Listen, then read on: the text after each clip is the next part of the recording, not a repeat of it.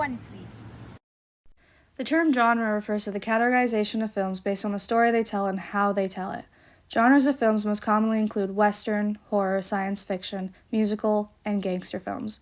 Those aren't even half of it, however, as other genres and subgenres include action movies, biographies, melodramas, thrillers, romances, romantic comedies, fantasy films, and many others.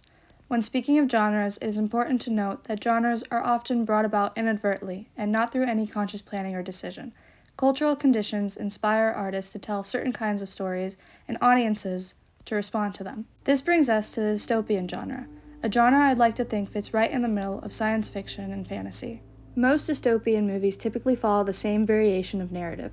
These films are usually set in a futuristic world where the government has become corrupted and society is left helpless under authoritarian control. And it is up to the protagonist, or the heroines of the story, to rebel against the corruption for all of mankind's sake. This is what they do, and we must fight back! In 1949, George Orwell published his final novel, 1984. April the 4th, 1984. I think. The dystopian novel is set in a world divided into three superstates, Oceania, Eurasia, and East Asia, who all seem to be at war with one another. 1984 follows Winston Smith, a member of the Outer Party working at the Ministry of Truth, where his job is to revise or correct a wide range of printed materials. The fictional world of 1984 challenges any form of expression and freedom, completely erasing anything in the written language that disagrees with the party's current ideologies.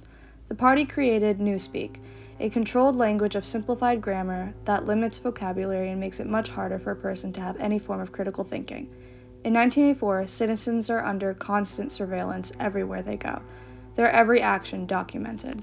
Big Brother, the dictator of the totalitarian empire of Oceania, is used to instill fear and loyalty among citizens of Oceania with the phrase, "Big Brother is watching you." Furthermore, the war doesn't ever seem to end in 1984. More specifically, when the book starts, Oceania is at war with Eurasia and allies with East Asia. Press is spreading the rumor on orders from Goldstein that the war is not really with Eurasia, but with East Asia. There's a change, and suddenly Oceania is at war with East Asia and allies with Eurasia.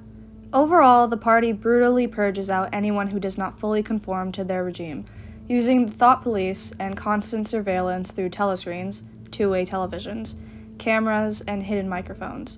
Those who fall out of favor with the party become unpersons, disappearing with all evidence of their existence destroyed.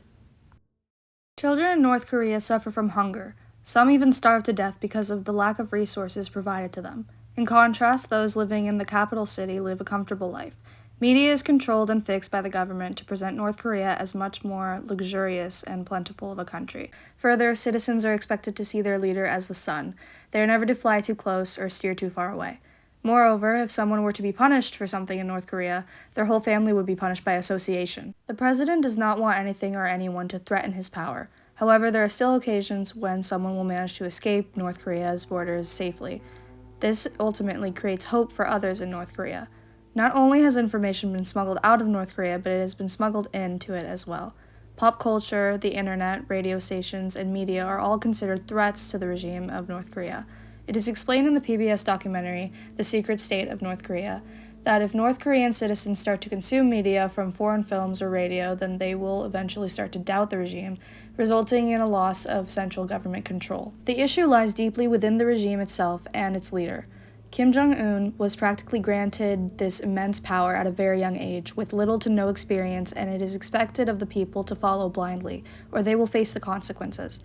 Enforcers regulate streets, neighborhoods, and people's homes to ensure complete control over the people and obedience.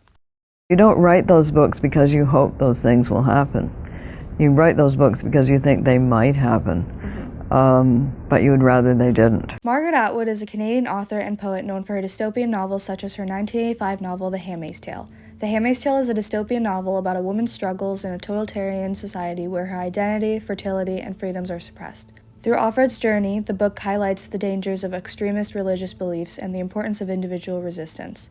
In the novel, fertile women are forced to become handmaids and bear children for their commanders, something that seems way too far-fetched to ever resemble reality. Right? On January 22, 1973, the U.S. Supreme Court ruled that the United States Constitution generally protected a woman's right to have an abortion. Fast forward to June 24, 2022, the decision was made to overturn Roe v. Wade. Although abortions are still legal in some states, including Washington State, California, Oregon, etc., it is now illegal or at least restricted to have an abortion in over half of the United States. The sharp revelation that makes The Handmaid's Tale so striking and downright terrifying is that much of the story is based on true events and real situations that occurred throughout human history in some variation or another, similar to how George Orwell managed to convey so much of real-world authoritarianism in his novel 1984. All this to say, we're pretty much fucked.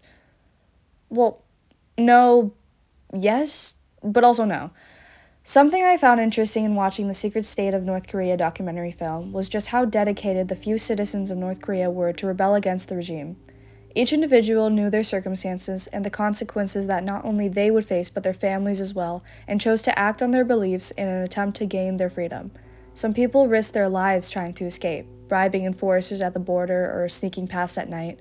One person in particular stood out to me, a woman whose family had already managed to leave North Korea and find refuge in South Korea. She was the last to leave, and after doing so, she started to participate in a reality TV show. This showed all her friends back in North Korea the possibilities there are to leave and live happily. Similarly, stories such as 1984 and The Handmaid's Tale, films like The Hunger Games, Blade Runner 2049, and A24's latest, Civil War, all revolve around rebellion and hope for the future, hope for change.